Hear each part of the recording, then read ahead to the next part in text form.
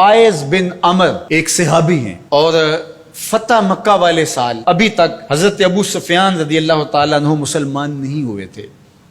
تو کسی نے ذکر کیا تو اس نے ابو سفیان رضی اللہ تعالیٰ عنہ کا نام پہلے لیا اور آئز بن عمر کا نام بعد میں لیا.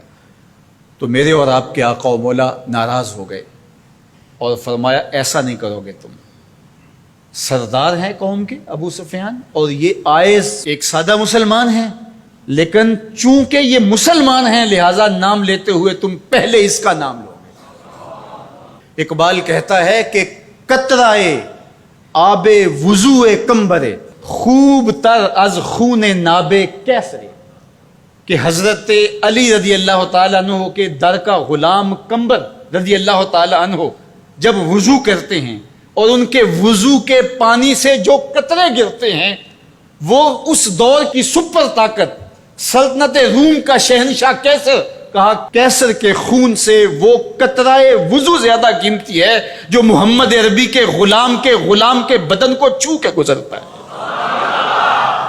تو اسلام کی ایک اپنی انوکھی شان ہے، اسلام کا ایک اپنا مزاج ہے. لیکن مانوسیت تحریک نے ایک نعرہ بلند کیا 14ویں صدی کے آغاز میں کہ وحدت ادیان کے ذریعے سے لوگوں کو قریب کیا جائے، اور ان کا مقصد کیا تھا کہ مسلمانوں کو تذبذب کے اندر مبتلا کیا جائے. ان کو کہا جائے کہ دیکھو سارے دین کے ماننے والے لوگ ہیں، سب کو حق ہے، عمل کریں، کوئی حرج نہیں ہے، اور ایک دوسرے کے قریب ہوں، ایک دوسرے کے پاس آنا جانا رکھیں. اس طرح کے کچھ نعرے تراش کے جو ہے وہ ایک فکر انہوں نے دینا چاہی.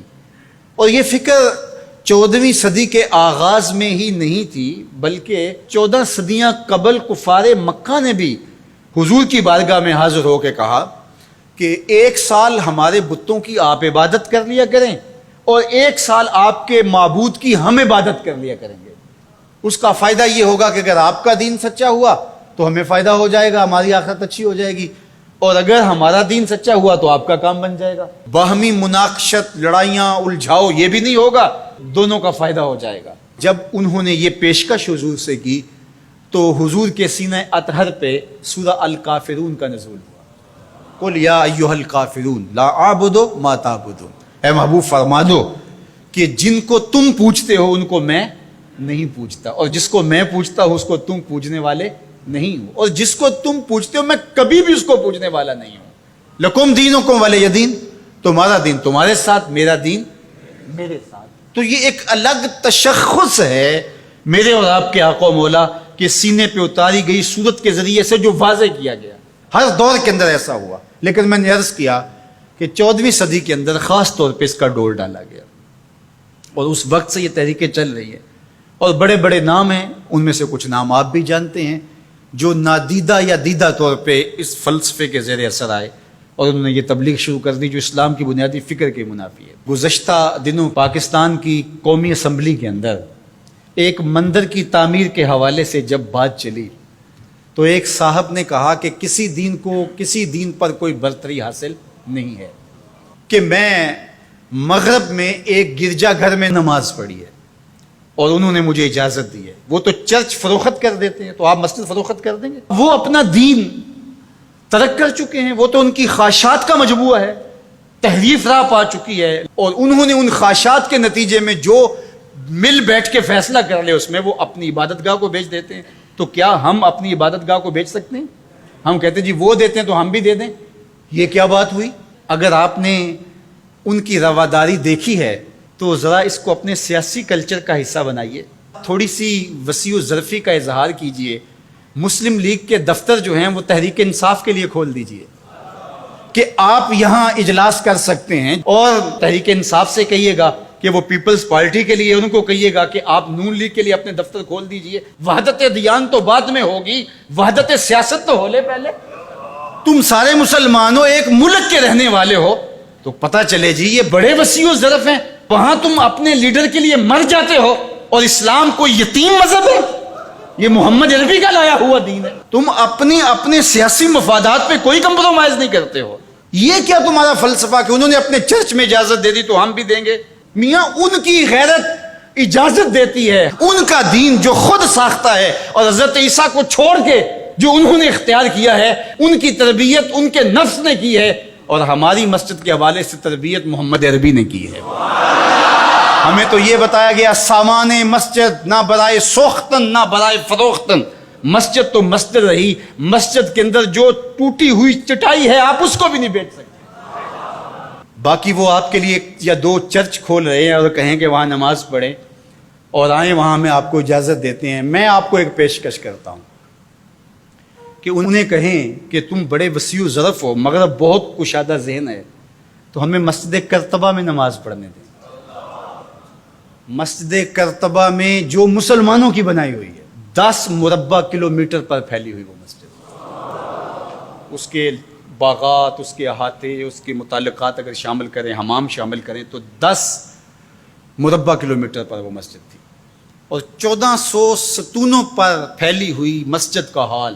اللہ اکبر، جب رات ہوتی تو اس زمانے کے اندر 7,500 مشعلیں اس مسجد میں چراغاں کرتی، 30 فٹ اونچا اس کا چھت ہے، اور آج بھی وہ دیکھنے کے قابل ہے۔ اقبال نے بے ساختہ وہاں جا کے کہا تھا کہ تیرا وجود مردان خدا کی دلیل، جنہوں نے بنایا ہے پتہ چلتا ہے کوئی تھا، تیرا وجود مردان خدا کی دلیل، وہ بھی جلیل و جمیل تو بھی جلیل و جمیل، وہ بھی جلیل و جمیل تو بھی جلیل و جمیل، تیرے ستون بے شمار تیری بنا پائیدار، شام کے صحرا میں جیسے ہجوم نخیل۔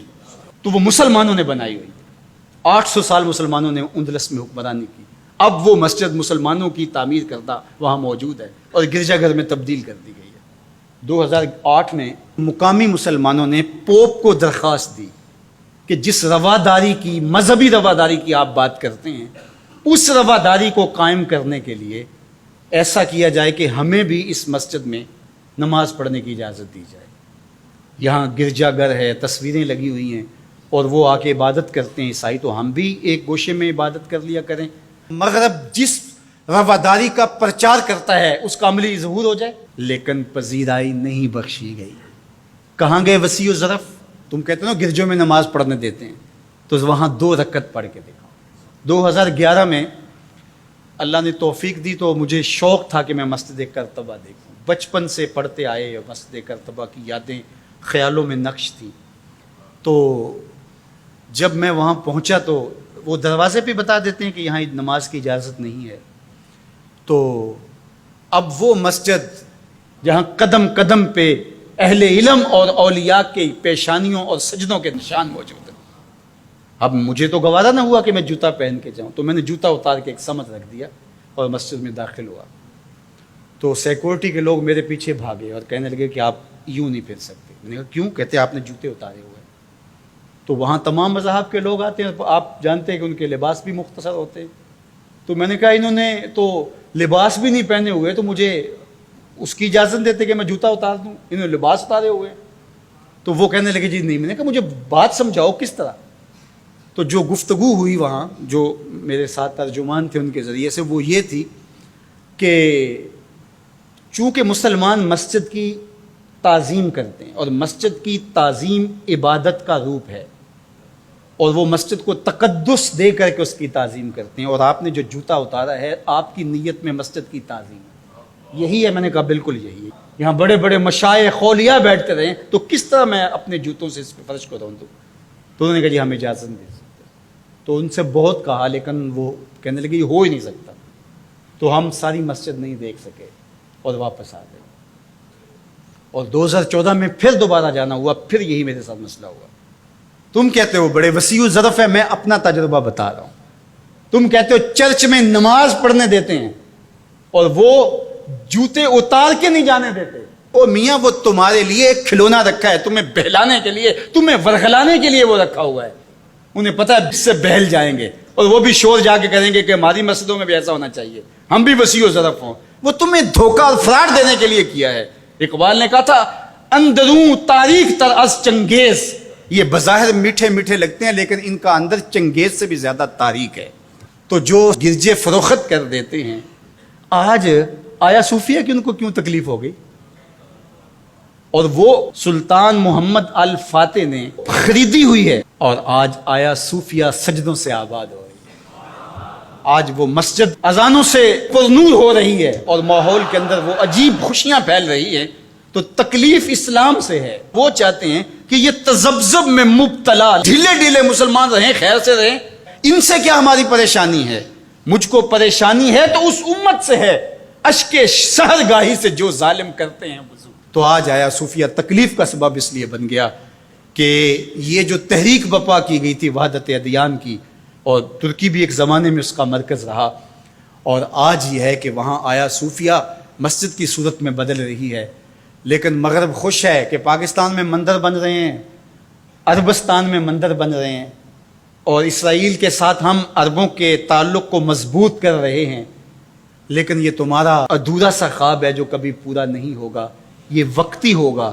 انشاءاللہ وہ وقت دوبارہ آنے والا ہے کہ پوری کائنات پہ جھنڈا میرے حضور کا ہی ہوگا۔ ملیں گے سینہ چاکانے چمن سے سینہ چاک، بزم گل کی ہم نفس باد صبا ہو جائے گی، شبنم افشانی پیدا کرے گی میری سوز و ساز، اس چمن کی ہر کلی درداش نہ ہو جائے گی، آسمان سحر کے نور سے ہوگا آئینہ پوش، ظلمت رات کی سیما پا ہو جائے گی، شب گریزاں ہوگی آخر جلوہ خورشید سے، یہ چمن معمور ہوگا نغمہ توحید سے۔